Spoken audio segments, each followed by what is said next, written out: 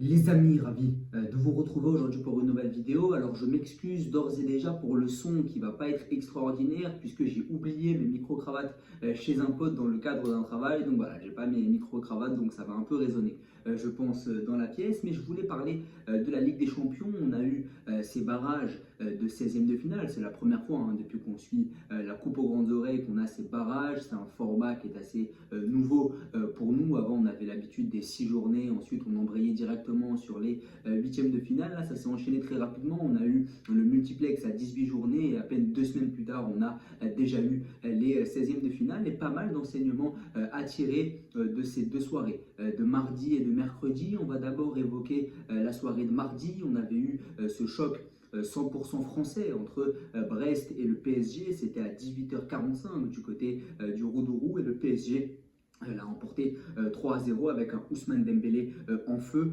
un international français des grands soirs sur la continuité de son excellent début d'année civile avec le Paris Saint-Germain. C'est le meilleur buteur d'Europe depuis que 2025 a débuté. Assez paradoxal pour un joueur qui a été très critiqué pour ses problèmes de finition devant le but et d'inconstance depuis le début de sa carrière. Et j'ai trouvé que cette équipe du PSG, elle était sérieuse sur la continuité de ce que fait Luis Enrique depuis plusieurs mois désormais. Le PSG n'a plus perdu depuis le 26 novembre dernier, donc ça c'est quand même une statistique plutôt intéressante. Il y a eu ce trio offensif avec Dembélé en faux neuf qui se plaît bien dans cette position puisqu'il recommence à marquer énormément de buts. Barcola qui avait été légitimement critiqué lors de la fin d'année civile 2024 pour des problèmes de performance. Là, l'international français revient très très bien sur ce côté gauche et un Désiré Doué qui a été aligné à droite, contraire à ce que l'ancien joueur de Rennes pouvait faire dans son ancien club, puisque c'est un joueur qui à la base était plutôt axial. Là, il est côté droit et pour le moment, ça a réussi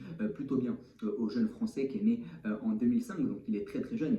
Ce joueur Désiré Doué particulièrement intéressant là aussi, et puis ça te permet derrière de faire rentrer des joueurs comme Gvara, ça te permet de faire rentrer un vrai neuf comme Gonzalo Ramos, donc de changer quelque peu ta manière de jouer sur la fin du match. Et que dire de Vitinha qui fait encore un match taille patron dans le milieu de terrain. Il a Joao Neves pour couvrir ses arrières. On a un Fabien Ruiz qui devient très performant du côté du PSG. On lui avait reproché d'être très bon en sélection, pas assez au PSG. Là, on retrouve un Fabien Ruiz de qualité, même si c'est pas le Fabian qu'on a pu voir du côté de la Roja lors de l'Euro gagné par la sélection espagnole l'été dernier. Mais globalement, je trouve que cette équipe du PSG, elle est plutôt cohérente sur le plan tactique. On sent vraiment que Luis Enrique il a réussi à insuffler sa patte sur cette équipe depuis quelques mois. Désormais, collectivement, c'est plutôt intéressant, même si j'ai envie de voir ce que ça va donner sur les tours suivants. Côté brestois, on a senti le fait que ce soit un choc 100% français.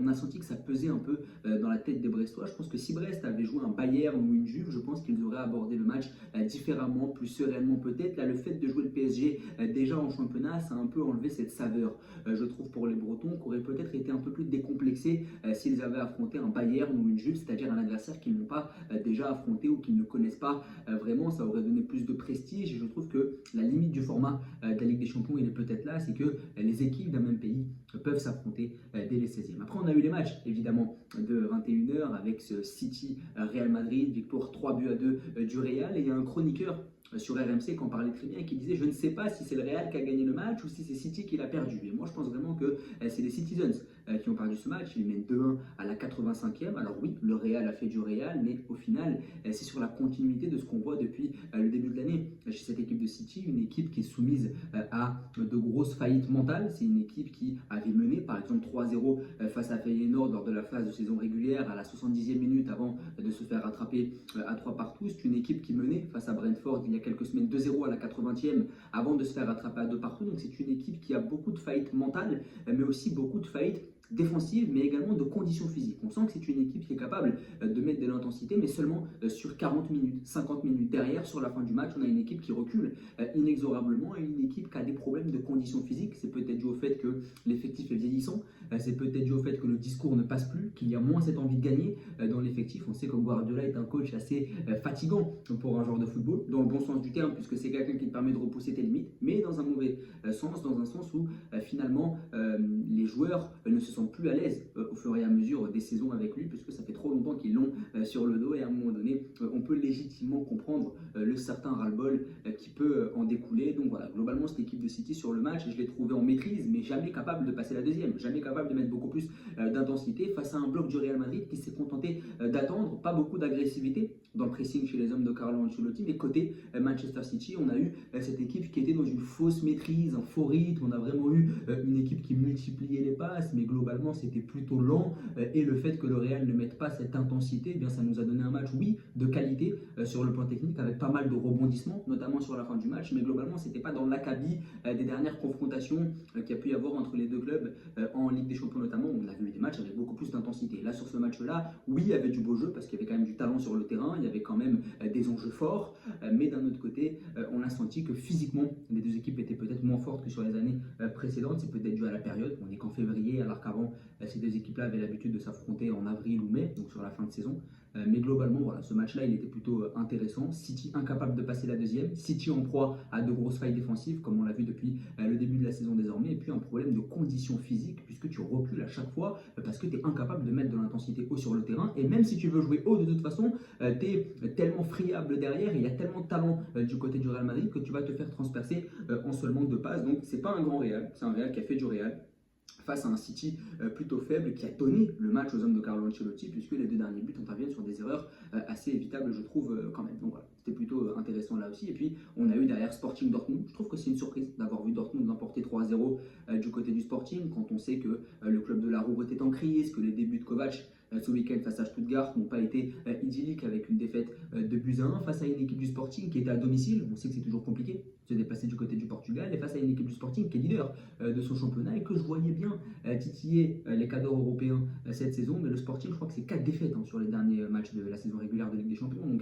c'est une équipe qui avait très bien commencé dans la Coupe aux grandes oreilles, mais qui avait eu plus de difficultés sur la fin de la campagne face à une équipe de Dortmund qui, pourquoi pas, peut s'offrir un printemps européen digne de celui qu'ils ont pu connaître la saison dernière. Et puis on a eu aussi Juve PSV. Les deux clubs s'étaient déjà affrontés en septembre. Ça avait donné une victoire 3 buts à 1 des hommes de Thiago Motta. Et bien là, la vieille dame a remis le couvert avec une victoire 2 buts à 1. C'est Bangula qui a sauvé la Juventus, comme il l'avait fait face à Bologne. Le jeune Belge est en feu en ce moment du côté de la vieille dame. Je pense que c'est le joueur aussi qui peut faire la différence, à l'image d'un Kolo Muani qui n'a pas marqué pour la première fois depuis qu'il joue sur le maillot de la Juve, mais qui a été plutôt intéressant aussi du petit résumé que j'ai vu. Mais globalement, voilà, victoire de la Juve 2 buts à 1 face à une équipe du PSV, petit fun fact, qui est incroyable en championnat hollandais cette saison, puisque c'est une équipe qui a inscrit 69 buts en 22 matchs. Donc offensivement, j'avais peur pour la Juventus, parce qu'on sait que la vieille dame est plutôt friable cette saison défensivement. Face à une équipe du PSV qui a inscrit plus de 60 buts en championnat, je m'inquiétais un peu. Finalement, la Juve a tenu la baraque et prend une option sur la qualif, mais attention tout de même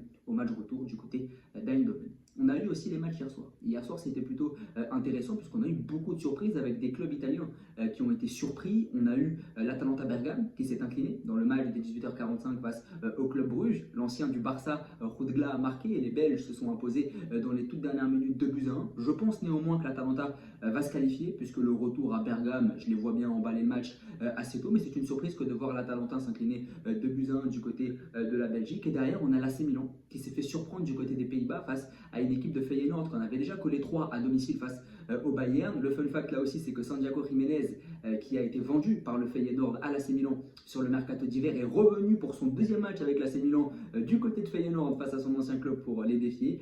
Finalement, ça n'a pas été couronné de succès, mais victoire de Feyenoord 1-0. Feyenoord qui connaît une saison compliquée du côté du championnat hollandais, puisque les joueurs de Rotterdam sont 5e, je crois, du championnat, donc c'est une saison difficile. Mais en Ligue des Champions, ça tient plutôt bien la baraque. Comme je l'ai dit, ils ont battu le Bayern, ils ont battu l'AC Milan, mais comme pour Bergame, je pense que l'AC Milan va se reprendre sur le match retour. J'ai pas regardé le match, donc je ne peux pas vous en dire plus, mais en tout cas, le Feyenoord s'impose face à l'AC Milan 1-0, mais je continue à penser que l'AC Milan va renverser la vapeur sur le match retour là aussi. On a eu d'autres matchs aussi de grande qualité hier. On a eu ce Monaco-Benfica, avec un Monaco qui n'a pas été franchement extraordinaire.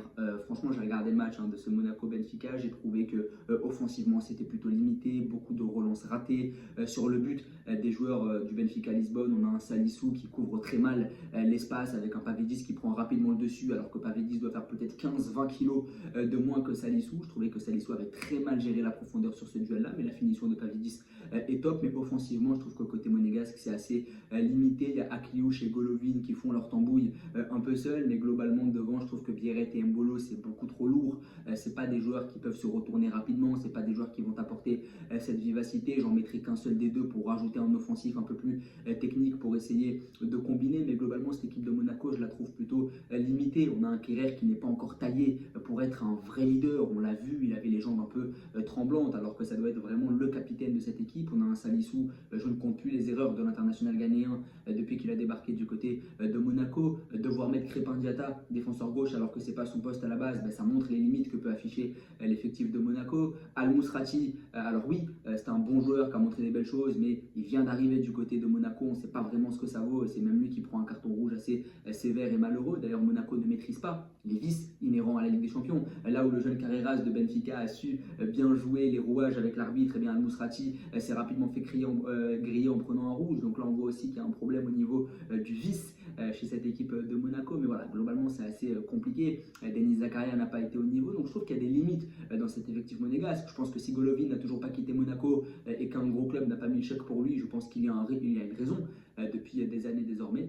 Donc voilà, je pense que cet effectif de Monaco, il a quand même des limites globalement, même si c'est un effectif qui devrait tout de même te permettre de battre Benfica en temps normal. On a eu derrière aussi ce Celtic Bayern, avec cette victoire de 2-1 du Bayern, le très joli but de Michael Olise. Le Bayern a pris une option sur la qualif, c'est jamais facile d'aller se déplacer du côté de l'Écosse. Victoire 2-1. En attendant le retour à l'Allianz Arena, je pense que le Bayern va se qualifier. Gagner 2-1 du côté de Glasgow, c'est pas déshonorant pour une équipe comme le Bayern qui avait su éviter Manchester City. Donc voilà, belle équipe là aussi du Bayern. Je les vois bien les Bavarois cette saison en Ligue des Champions. Je ne sais pas pourquoi j'ai cette petite intuition, mais voilà, globalement ces deux soirées de Ligue des Champions, je les ai trouvées plutôt positives. Il y a des matchs dont je ne vais pas parler bien sûr, mais globalement c'était assez intéressant. N'hésitez pas à me dire ce que vous en avez pensé, à vous abonner, à liker et à partager. Merci beaucoup.